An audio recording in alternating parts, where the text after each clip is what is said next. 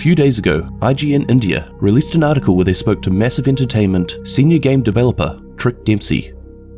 In this video, I'd like to discuss a few of the points they talked about that I found interesting in relation to the lore of the game.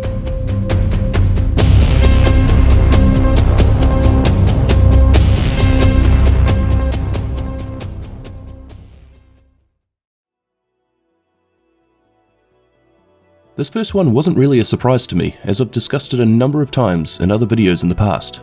But over the last couple of years, I've been seeing a lot of comments and speculation around the events and characters relating to other Tom Clancy or Ubisoft titles. To be fair, this is probably the first time it's been addressed by an official source since before the Division 1 was first released, so it's nice to have an up-to-date confirmation on the topic. Although there are a number of Easter eggs dotted throughout the Ubisoft games, like logos, watches and posters, referencing the Division and vice versa, Trick admits that these are really just playful nods towards other games under the Ubisoft umbrella. She goes on to talk about how even within the Tom Clancy family, the Division does not coincide with other series. One of the easiest ways to see this is to look at the presidential timelines in each universe and note who's in power and when. Although some of these politicians have the same names, they're actually different characters. This again is another nod to other titles.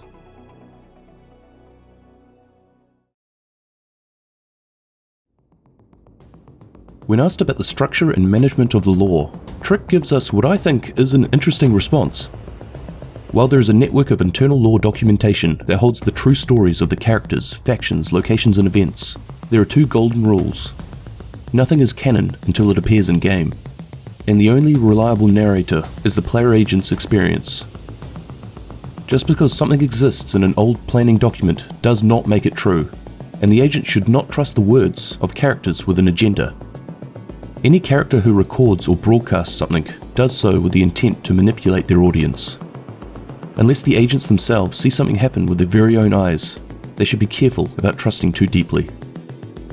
A lot of us, myself included, often fall into the trap of taking the intel and comms as the absolute truth. But what Trick is saying is that unless we've witnessed it with our own eyes, it could have been left for us to find, to intentionally mislead or distract us towards false conclusions. Suddenly my tinfoil hat speculation videos don't seem so crazy after all. Well, not all of them anyway. In fact, it actually opens up a whole bunch more for me. Characters with an agenda. This could be quite a number of characters, even the Division agency itself, given everything that's happened, and who is technically still in charge of them. Who knows how far this goes? Is the SHD intel we've gathered over time compromised as well?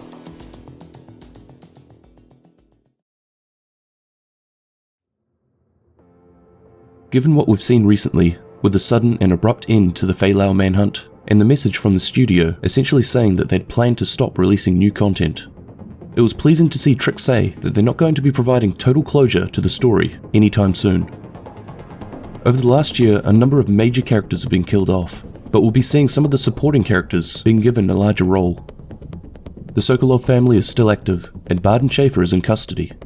She goes on to say, the Division may not have hierarchy, but it's still reeling from the loss of one of its most prominent agents, and the crisis that activated the Division in the first place is far from over. So take that as you will, but I'm still hanging on to the fact that FAYE may still be alive. But I won't rant about that again here, I've talked about that enough already in another video. When she says loss, I'm gonna take that as a loss of her as an agent within the SHD ranks, because she went rogue and joined the Black Tusk. Yeah, I might be clutching a little. We'll see. Fun fact, I actually met Trick Dempsey in Sweden at the pre-Warlords of New York release media event. Sadly, I was so eager and excited to get into playing the new content, I really didn't have the chance to have a good chat with her. But what I did take away is that she's a bloody nice person, especially when considering at the time she was dealing with a bunch of annoying gamers trying their best to break the game. Anyway, this was just a quick video summing up what was talked about, and maybe giving some context behind some of the different videos I'll be putting out over the coming weeks. Hopefully you found this as intriguing as I did, and I'll catch you in the next one. Cheers!